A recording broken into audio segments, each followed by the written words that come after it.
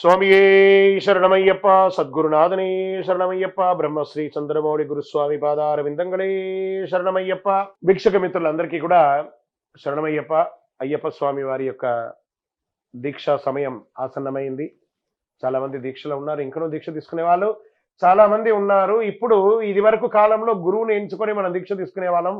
ఇప్పుడు గూగుల్ తల్లిని మనం ఎంచుకొని దీక్ష తీసుకుంటున్నాం. కాబట్టి ఈ నియమాలు కొంచెం ఎలా ఉంటుంది, ఎలా చేయాలని ఒక చాలా సంశయం ఉంటుంది. ఈ యొక్క సందేహ నివారణలు చాలా ఉన్నాయి. దానికోసం ప్రత్యేకించి మనము ఈ యొక్క వీడియోస్ తీస్తున్నాము. రకరకాలైనటువంటి ప్రశ్నలతో సంధించినటువంటి మాకు చాలా ప్రశ్నలు వచ్చాయి.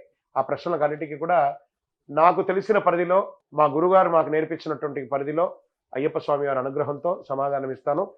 మీకు ఇంకనూ ఏమైనా ప్రశ్నలు ఏమైనా ఉంటే మా ఛానల్ చూసిన తర్వాత కింద మీరు మెసేజ్లో పెట్టారంటే ఇంకనూ మీకు కమింగ్ ఎపిసోడ్స్లలో మేము మీకు చక్కగా మీ తీర్చడానికి మా టీవీ టీం అంతా కూడాను ప్రయత్నం చేస్తాము. అయ్యప్ప స్వామి వారి యొక్క దీక్షలో ఉన్న వాళ్ళు నలుపు వస్త్రాలు ఎందుకు ధరించాలి? ఇది ఒక శని ప్రీతి. ఆయనకి చెప్పారు, ఏం చెప్పారు? శని బాధ వినాశాయ ఘోర సంతాపహారినే కనకాలయ అంటే స్వర్ణ మందిరంలో ఉన్న కనకాలయ మాసాయ భూతన ఆదాయతే నమః. ఆయన ఏమన్నారు? శని ప్రీతి కోసం నా దీక్ష తీసుకోండి. 41 రోజులు పిచ్చి వాడిలాగా గడ్డం మీసాలు పెంచుకోండి, బ్రహ్మచర్యం ఉండి నల్లని వస్త్రం ధరించండి. మీకు శని భగవానుడు దగ్గర కూడా రాడు. నీల వస్త్రధారి ఉంది, నలుపు నింది. నలుపుని చెప్తున్నారు, నీల వస్త్రధారి ఆ స్వామివారి యొక్క వస్త్రమే. నీల వస్త్రధారియే శరణం అయ్యప్ప నిత్య బ్రహ్మచారియే శరణం అయ్యప్ప. అలా నీలము నలుపు అని చెప్పబడింది.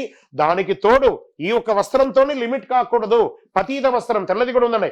ఏం చెప్పారు? నలుపు ఎరుపు తెలుపు కావి వస్త్రము ధరించి ఆ హృదయంలో ఆహ్లాదకరమైనటువంటి ఒక స్వచ్ఛమైనటువంటి మనసుతో ధరించాలి. బట్టలు మారినంత మాత్రం బుద్ధి మారకపోతే లాభం లేదు. ఆ బట్టలతో పాటు బుద్ధి కూడా మారి సాత్వికమైనటువంటి రూపం ఎవరిని చూసినా ఒక స్వామి అని అలా ఆ పలకరింపులోనే కళ్ళు మూసుకోగానే ఆ స్వామి వారి యొక్క దివ్యమంగళ రూపం కనబడాలి. అది దీక్ష. శరణమయ్యప్ప.